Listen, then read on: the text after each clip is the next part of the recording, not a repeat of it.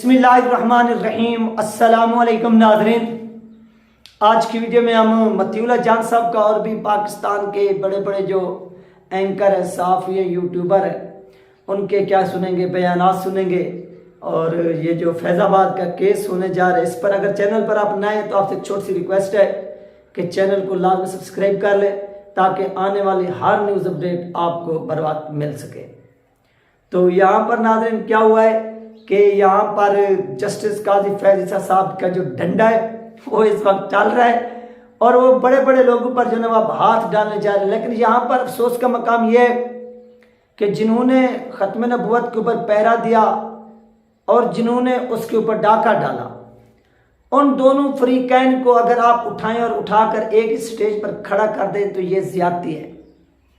तो नाज़रीन, ये सरासर ज़्यादती है, इसके खिलाफ आवाज़ बुलंद करनी चाहिए कि जो मुजरिम है आप मुजरिम को सज़ा दें काजी फैज़ ईसा साहब। लेकिन जो मुजरिम नहीं, आप उनके बारे में कह रहे हैं कि इनके बैंक अकाउंट चेक करें, इनको पैसा कहाँ से आया। तो आप चेक करवा सकते हैं, आपके पास इख्तियार है, अब तो आप चीफ जस्टिस हैं। आप उनको कहें कि जी ज़रा जाइए और वो सारा का सारा रिकॉर्ड निकाल कर लाइए। जो लोग कॉल रिकॉर्ड कर सकते हैं, क्या वो बैंक के अकाउंट नहीं निकाल कर देख सकते? वो भी देख सकते हैं, वो सब कुछ कर सकते हैं और ख़ूबसूरत अंदाज में कर सकते हैं। उन जैसा कोई कार्रवाई डालने वाला है ही नहीं।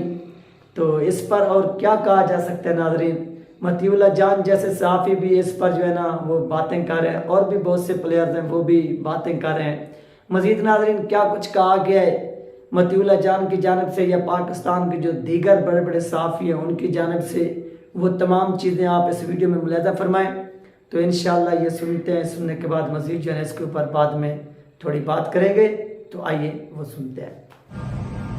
अस्सलाम वालेकुम, मती उल्लाह जान MJ TV। हम बात करेंगे उन नज़रसानी दरख्वास्तों की जो वज़ारत दिफा की तरफ से, पेमरा की तरफ से, कुछ सियासतदानों की तरफ से, वफाकी हुकूमत की तरफ से दायर की गई हैं।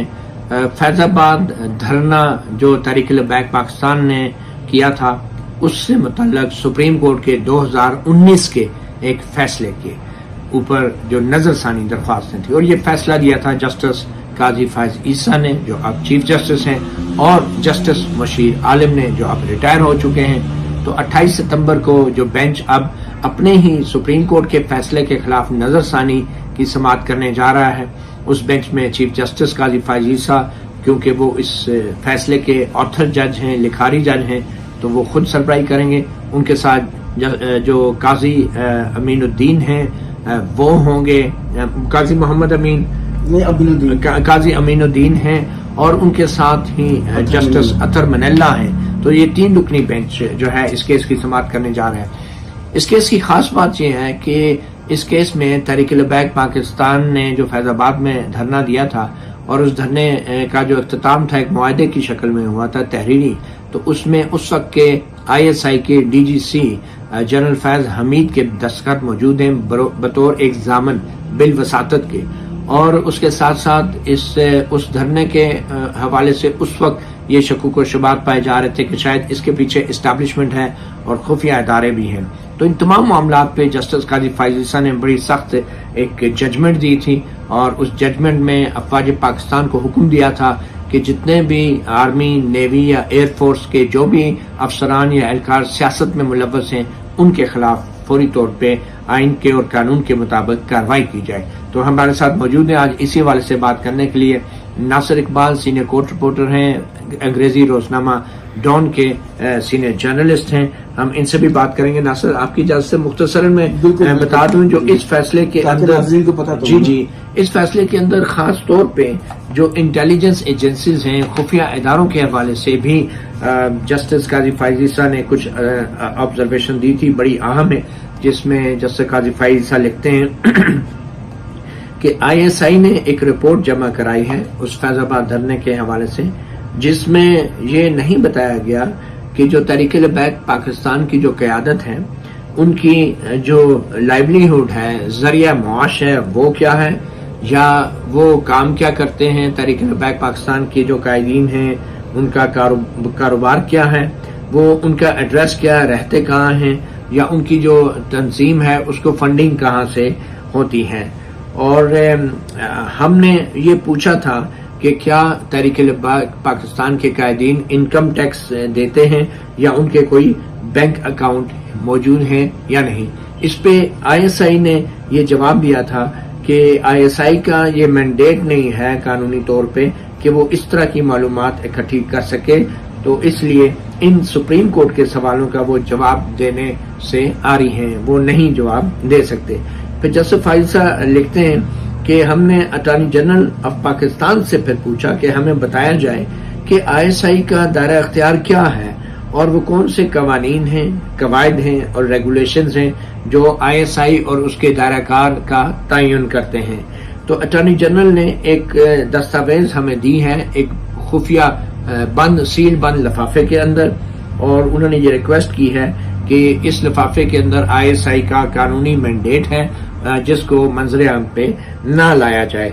मगर अटॉर्नी जनरल ने कोई वजह नहीं बताई कि इस मैंडेट को खुफिया क्यों रखा जाना चाहिए, और इसके साथ ही ये सिर्फ ये वजह बताई है कि बाकी ममालिक में भी जो खुफिया इदारों के मैंडेट हैं उनको मंजर आम पे नहीं लाया जा सकता।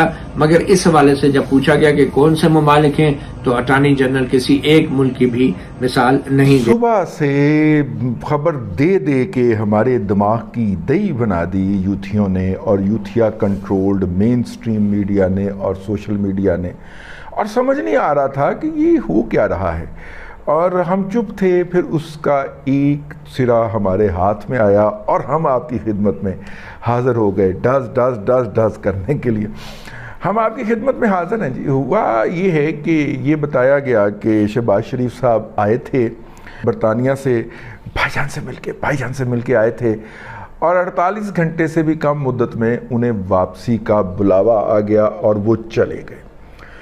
अब इसके ऊपर यूथियों ने मजमून बांधा कि जनाब कल जो जनाब नवाज शरीफ साहब ने 2 जर्नैलों और 4 जजों के बारे में कहा था, इनमें से एक हाज़िर सर्विस जज भी था, कि उसके लिए कोई माफ़ी नहीं है, तो वो उसके ऊपर जनाब बड़े तहफ़्फ़ुज़ात आए हैं। हमारे कुछ दोस्तों ने चेक किया जिनके तहफ़्फ़ुज़ात का रोला पिटा जा रहा था, तो उन्हें बताया गया कि नहीं, हमें तो कोई तहफ़्फ़ुज़ात नहीं है। देखिए, एक बात जो है वो, मैं इस वक्त जो सिचुएशन है और जिस तरह चीज़ें मूव कर रही हैं उनको देख के जिस नतीजे पे पहुंचा हूं वो ये है कि जनाब नवाज शरीफ साहब को और हाफिज साहब को, इनकी कोई स्ट्रॉन्ग कम्युनिकेशन लाइन है आपस के अंदर। मैं ये समझता हूँ, आई मे बी रॉन्ग, ये मेरी ऑब्जर्वेशन है, और इनको बाहमी कम्युनिकेशन के लिए किसी तीसरे राब्ते की ज़रूरत नहीं है। ठीक है, उसकी वजह है कि उधर नवाज शरीफ साहब ने, मैं उसकी वजह इस्टेब्लिश करके बताऊंगा आपको, ठीक है। हर चीज़ जो है वो इन दोनों के बाहमी मुशावरत से हो रही होती है, ये मेरा हंच है, मेरी ऑब्जर्वेशन है, आप इससे इख्तलाफ कर सकते हैं। इसलिए ये कहना कि हाफिज साहब के अदारे की तरफ से कोई मैसेज दे के चाचू को वापस भेजा गया, वो नहीं है। बहरहाल इस बात की क्लैरिफिकेशन होते होते शाम हो गई। शाम को संदेला साहब के व्लॉग में हसन अयूब साहब ने ये फरमाया कि शहबाज शरीफ साहब जो वापस गए हैं वो गल्फ़ की एक बहुत बड़ी शख्सियत का मामला है, जिन्होंने शायद पाकिस्तान आना है या पाकिस्तान के साथ कुछ करना है, और उस हवाले से नवाज शरीफ साहब को एतमाद में लेना है या ऑन बोर्ड लेना है, और फिर उनको फ़ोन शोन भी करवाना है पास बैठ के मियाँ साहब को ना, उस शख्सियत को। तो इसलिए उन्हें कहा गया कि वो मौके पे चले जाएं। मरियम की बात तो आपको पता चल ही गई होगी कि उनकी साहबजादी का जो है वो दाखिला हुआ है वहाँ पे, और वो नया साल है। तो नाज़रीन, ये था फैज़ाबाद धरना केस के हवाले से अहम तरीन तज्ज़िया जो आप लोगों के साथ शेयर किया गया। आपने मुलाज़ा फरमाया जिसमें एक एक जो पॉइंट है वो बयान किया गया कि आप इसके ऊपर क्या हो सकता है, क्या आप जो है ना उम्मीदें लगा सकते हैं। ये पहले वाले डिसीजन से भी आपको पता चल गया होगा।